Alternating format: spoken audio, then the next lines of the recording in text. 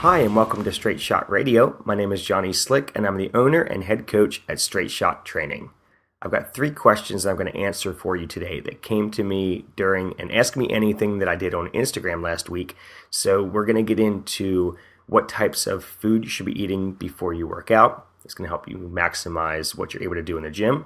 We'll get into how many days a week you should train based on your goals, and of course factoring in your schedule. And we'll finish up with strategic weight loss is kind of how I'm putting it. It's a question that I've answered a couple of different ways before, and I get this same question asked to me a lot. So I'm going to try to take a slightly different angle on it this time regarding fat loss and muscle gain. So let's start out with our first question, and that was, what types of high glycemic index carbs do you like for pre-workout meals? So a very quick overview of the glycemic index. It's a chart that we base carbohydrates, we rank carbohydrates on based off of how quickly they're absorbed into the bloodstream. So the higher the score or the glycemic index is of the food, the quicker it's going to enter your bloodstream. So think like a teaspoon of sugar or sugar just in general is going to enter the bloodstream very quickly, whereas maybe a slice of whole wheat bread or brown rice or a sweet potato is going to be lower on the scale, and like a white potato is going to be higher on the scale than a sweet potato, but a sweet potato is going to be higher on the scale than just pure straight wheat or rice, like a whole grain in its unrefined form is going to be much lower in the glycemic index. So the easy way to think of it is the longer it takes to cook, typically the lower glycemic index it's going to have, because it's higher in fiber and lower in starches. The higher in starches and higher in sugar, especially sugar it is, the higher glycemic index is going to have. So what does that mean for you? Well, it doesn't mean a lot, considering we typically don't eat single ingredient meals. If you were to just eat a white potato, the glycemic index would be relatively high. But since you put butter and sour cream and bacon and cheese, it keeps sounding more and more delicious the more things I add to it. But the more things you add to that have both fat and protein, it's actually going to lower the glycemic index of that meal, because fat and protein lower the glycemic index due to them slowing down the gastric emptying of that food out of your stomach so it can enter into your bloodstream. So if you were eating a single ingredient food that was maybe high in sugar, so you're drinking a soda, that's going to enter your bloodstream extremely quickly. But if you drink that soda and you have it with a meal of, let's say, a burger and fries, it's not going to spike your blood sugar the same way because of the amount of fat and protein in that meal. So as you can see, obviously a soda and a burger and fries is not the most healthy meal, but technically it's lower glycemic index. So the whole glycemic index thing is I think very much overused. It's kind of a good scale, I guess, to steer yourself away from more high calorie, low nutrient foods. So things that don't have a lot of vitamins, minerals, fiber, protein, healthy fats, or just pure sugar, and steer yourself more towards the things that are going to have fiber and protein and vitamins and minerals in them. So it's okay for that, but I think that people read too much into the glycemic index scale. Also, there are certain foods that are high glycemic index that are low glycemic load. So because we had to come up with a different scale, because there were certain foods that were high glycemic index, but you weren't comparing grams of weight to grams of weight. So I know I'm getting really down like a nerd rabbit hole here, but if you were to eat watermelon by itself is going to, you can hear my West Virginia accent when I say watermelon too. Watermelon is going to have a high effect on your raising your blood sugar, because there's no fiber, it's just water, and it just enters your bloodstream so quickly. But the amount of carbohydrates that are in a cup of watermelon is very different than the amount of carbohydrates that are in a cup of Frosted Flakes. So now you have to compare carbohydrates to carbohydrates and grams of weight to grams of weight, and then you see the glycemic load is actually relatively low on watermelon, because you're not going to eat as much of it to get the same amount of carbohydrates that you would in a bowl of Frosted Flakes or something like that. So So then there was a switch made to the glycemic load. And after a while, people kind of just tossed it, for the most part, out of the way because you're not eating one thing at a time when you're eating a meal. So when it comes to high glycemic carbs pre-workout, you have to look at the entire meal. So this question came to me from Kyle. Kyle's a CrossFit coach up north and has lost an awesome amount of weight recently and built up some serious strength in the process, able to maintain a lot of his lifts, and he's gotten way faster. I'm looking forward to helping him and his dad out at the Metcon Rush, which is a CrossFit competition that CrossFit 301 Elite puts on every year. It's going to be June 15th. If you're interested in doing an entry-level CrossFit competition, this is a great one to do. I'll be there judging. I'm helping one half of Kyle's team. I train his dad, so I'm getting his dad ready for this. But yeah, so Kyle, this is a great question. So look at the meal before the workout. So when you're thinking high glycemic index carbs to help you fuel a workout, think more higher glycemic meal. So you want a higher blood sugar level going into a workout session because your body needs to be fueling off of something. If you are eating closer to your workout, you want to make your meal lower in fat and higher in carbs, moderate in protein, relatively lower in fiber. You need that food out of your stomach. Fat's going to slow it down. Fiber's going to slow it down. And you want that food quickly into your bloodstream. But you don't want to make it so high carbohydrate and so low in protein and so low in fat that it's going to burn off quickly. You need to be able to sustain that a little bit so that the sugar going into your bloodstream is slightly more delayed, so you can have an incoming source of fuel during your workout.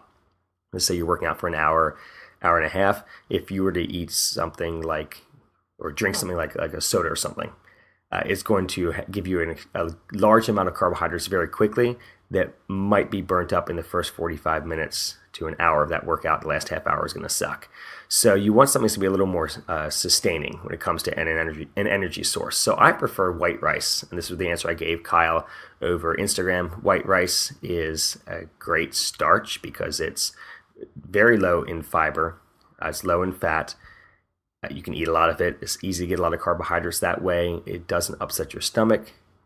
For people who have issues with other grains, rice is a pretty safe grain for you to start using.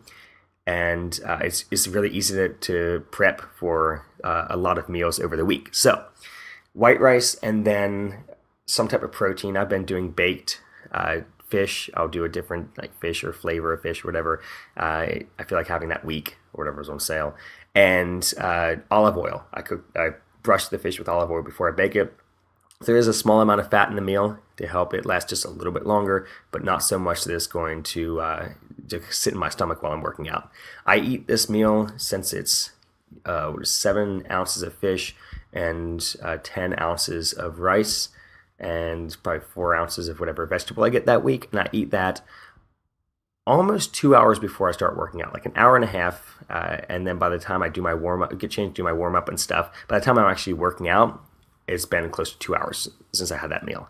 Now, Rebecca, who I train with, will do fruit right before her workout. So she'll eat a meal maybe 2 hours before her workout, and then she'll eat a piece of fruit right before because she has a lot of trouble with her blood sugar dropping during workouts. So what she found was if she does a meal of white or brown rice, I'm not sure which one she's eating right now. I think she switched to white rice, and then either chicken or beef, and then some type of vegetable 2 hours before her workout, and then she'll do the fruit half an hour before she really gets into her training.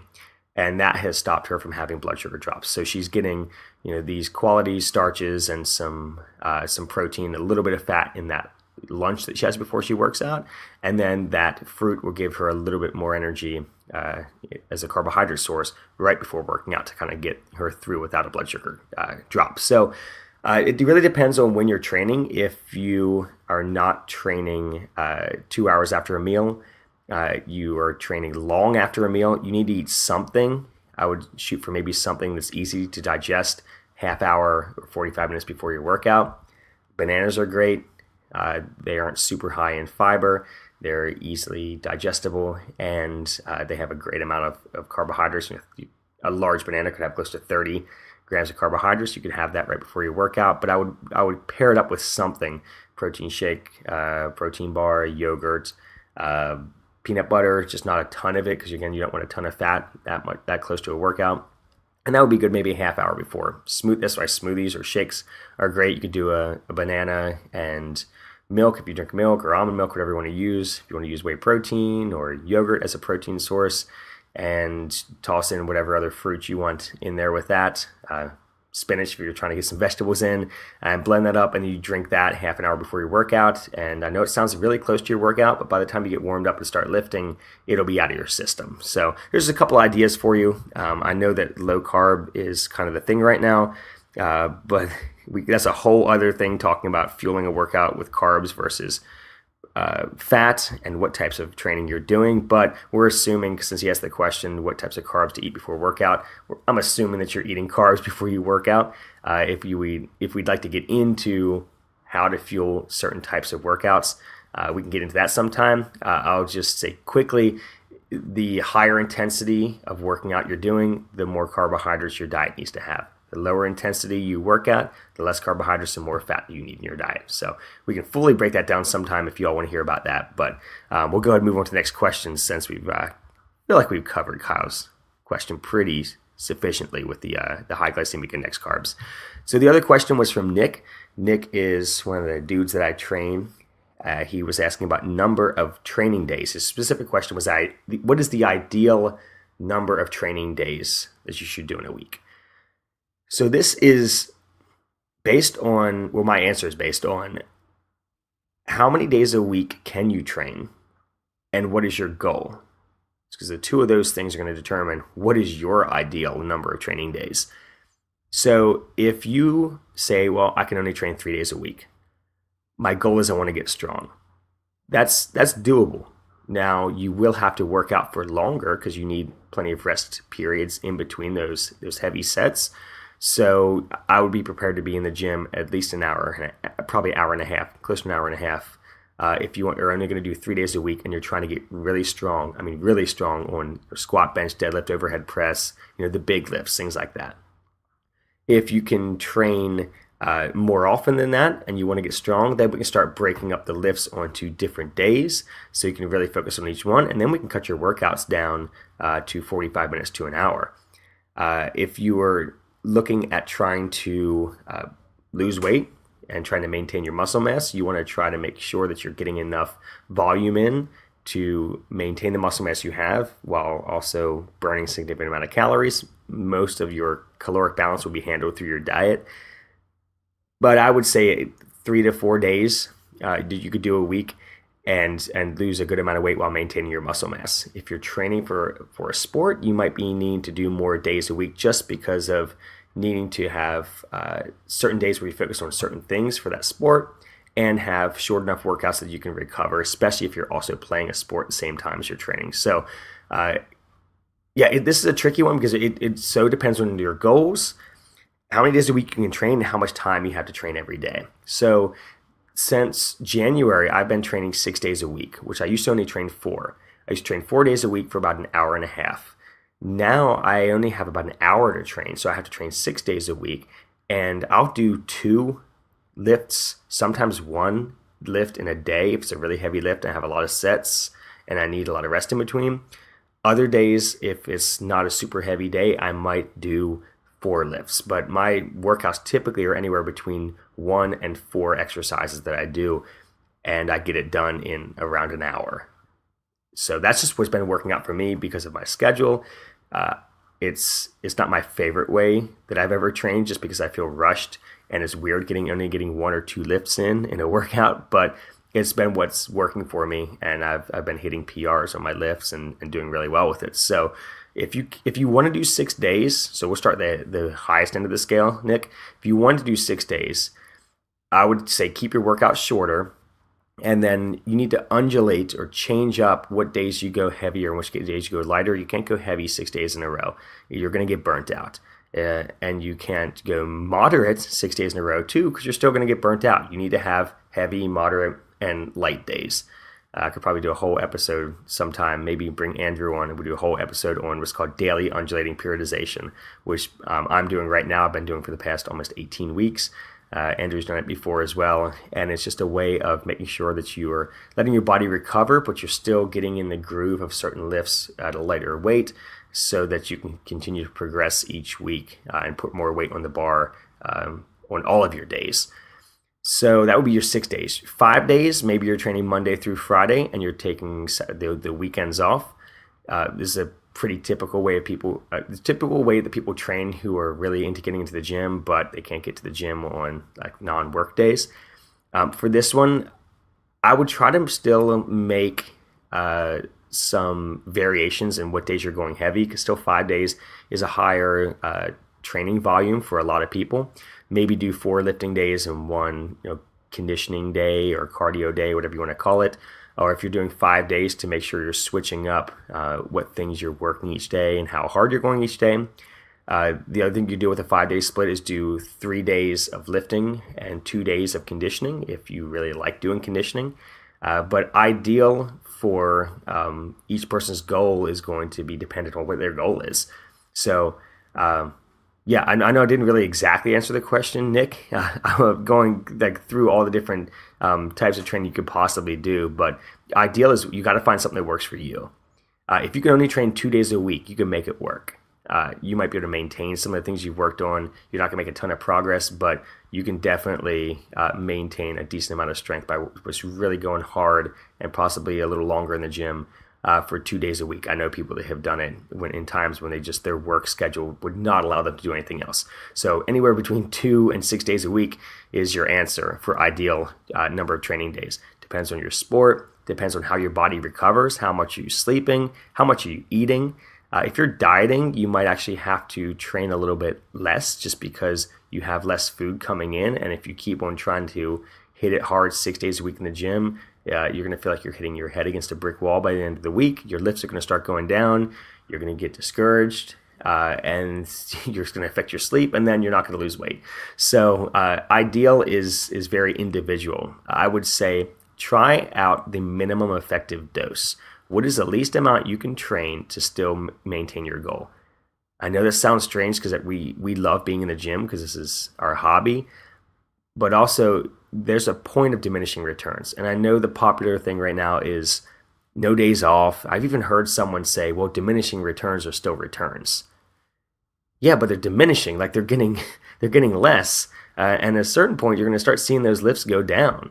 If you see your lifts go down over like a 12-week cycle, that means you got weaker. That means you wasted 12 weeks on that lift or those lifts because your numbers went down. That's not training. That's exercising. There's a very big difference between exercising and training. Exercising, you're coming in, you're burning calories, you're feeling a burn on the muscles, kind of like a casual working out for recreation. When I think of training, I think you have a specific goal. You want to lift this much weight. You want to run this race this fast. You want to lose this much weight or this much body fat. You're training. You have a goal in mind rather than just kind of coasting along.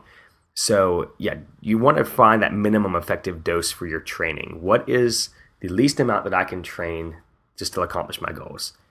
Then once you find that, you can test out to see, well, can I add a day and it not affect me? And then add something light into another day. And then if you start seeing good results with that, great. Can I add time to one of these days? Or can I add another day without diminishing returns by taking the volume down on my other workouts? And play around with what you're doing and what days and how much you're doing over the course of the week. But still look at your whole week as a whole. You can't just look at one day and be like, yeah, well, I squatted really heavy on Monday, but I'm bench pressing really heavy on Tuesday, so I'll be fine because that was my legs and this is my arms. But fatigue is cumulative. So just because it's a different part of your body does not mean that your body will be not wrecked the next day when you wake up and your next lifts suffer. So look for that minimum effective dose and then gradually add in more if you feel like you need more. Otherwise, if it's not broken, don't fix it. If you are making great gains on 3 or 4 days a week, go for it. Your body's going to be recovering well. Right now, I'm making good gains by working out less time each day and taking it easy. I have at least 2 really easy days a week, sometimes 3 really easy days a week, and I'm really only going heavy once or twice, and I'm going moderate once or sometimes twice, and it's working out really well for me. So, but yeah, play around with it, and we can get a whole episode. We definitely need to do that. Get into daily undulating periodization so that we can help you all find, how to manage your total training volume and your recovery in that whole thing. So, thank you, Nick, for that question. That was a good one. Last one here. How to lose, well, the question was how to lose the spare tire, but he meant belly fat. How to lose belly fat while gaining muscle. So everybody wants this magical, like, holy grail of training adaptations, which is I'm going to lose body fat, which is requiring me to be in a caloric deficit, which means my body is not receiving calories from outside of it, so it has to get calories from off my body for me to be able to sustain my life and my working out. So we want that. But we also want to gain muscle, which requires a caloric surplus, the more calories coming in than we're using, to be building up a tissue in the body at the same time that our body is tearing down a different type of tissue due to a caloric deficit. So we want to be in a deficit to lose body fat, but we want to be in a surplus to gain muscle. So think about it for a second. Now, when you're first starting to work out, very first starting to work out, you can lose body fat while gaining muscle. It's just because you are so unconditioned when you first start out that as your body is using calories off of your body fat, it's able to use some of those calories mixed with, of course, the food coming still in to build muscle, just because there's not a lot of muscle there in the first place, and you're performing all of this mechanical work through lifting weights, and if you're doing cardio or conditioning, whatever you're doing, your body has to manufacture some tissue to make that stuff happen. You can gain some muscle mass while losing body fat. This is for beginners, though. Once you've been working out for a while, and it happens quickly, those beginner gains drop off quickly. Once you start actually working out a good amount, your body's going to do one thing or the other. It's going to build up or it's going to tear down. It's going to build up muscle mass and body fat, or it's going to tear down body fat and possibly some muscle. Typically, you're almost always going to lose muscle whenever you lose body fat. It's just how it works. So when it comes to losing belly fat while gaining muscle, first of all, we can't really spot reduce fat. You lose it where your body has the most of it. So if you have the most of your body fat in your stomach, it's going to be the first place you lose it, but it's also going to be the last place you see it lost, because you carry the majority of your body fat there. And that's going to take some patience. So I would start with losing the weight first. So get rid of the excess body fat. It's going to help out your blood sugar numbers. It's going to help out your cholesterol, your blood pressure, all of your health markers, just by getting that body fat down. Once you get your body fat down to where you want it for health or aesthetic purposes, whatever you're losing weight for, then I would work on building up muscle. So your body doesn't like to be in a caloric deficit or a caloric surplus for a long time. It likes to try to reach homeostasis at some point, or some type of like set point where your body's like, yep, I'm going to stay here. This is where I like to stay. Try to make me move. So when you're dieting, eventually your body is not going to continue to respond. You're going to start losing weight slower till eventually it's going to kind of stop. So the goal, I think, for most people trying to lose body fat is, of course, don't be over aggressive with how fast you're trying to lose it, and be patient with it. But at the same time, don't keep dieting and dieting and dieting forever. You got to give your body a little break. It's hard for your body to diet. It doesn't like to do it. So I would say drop your body fat down, get it into a healthy range. You don't have to worry about trying to get like jack shredded immediately. Just try to get into a healthy range, and then don't try to go up right away. Maintain for a little bit. Get into a good workout program, and then start eating more. Monitor your macronutrients, so carbs, fats, and proteins. Make sure you're getting the right ratios of those to make sure you have enough protein to build muscle, but also enough fat for good hormone production and enough carbohydrates for fuel for this exercise as you're gaining weight. So as you're starting to gain some weight, keep checking your body fat. You're going to see it go up a tiny bit, which is okay. It's not a problem because remember, we lost weight before. We can do it again. So as you're gaining that muscle mass, that body fat, if you see that you're hitting a point where you're not gaining that much muscle, you're starting to gain some extra fat, then if it's starting to bother you, I mean, you don't have to stop here. You can keep going up as long as you're still gaining muscle. At that point, once you hit the point of where you gain some muscle and you gain a little bit of body fat, you just go back to that maintenance period for a while, maintain for a while, make sure your weight stays there, maybe try to work on your strength, or maybe if you're into doing conditioning, you can work on your run times or something like that. And then you start your diet and diet back down a little bit. So I know that this sounds like a yo-yo, but it's much more of like a gently rolling hill of body fat percentage where you can go back down a little bit because you're not dieting excessively. It's not going to be for a long time. And we're going to go back down a little bit to get your body fat back down to where you want it to be. At the same time, make sure you're still lifting heavy enough to maintain that muscle mass that you've worked for. And what should end up happening by the end of that first little wave that you just did, where you went down, up, and then back down, is you end up with a higher body weight because muscle weighs something, but your body fat percentage is the same as when you ended that first diet. So maybe you dropped 15 pounds, you go up 10, then you drop 5, and your body fat percentage dropped during that. The key here is you have to keep measuring your body fat percentage, otherwise you're just gaining and losing body fat. And this takes time, especially once you've been training for a long time. It takes time to gain muscle mass. And the longer you can maintain muscle mass before you start dieting, the more you're going to be able to hang on to it. If you immediately go down as soon as you gain some muscle weight, a lot of times the first thing to go is that muscle mass.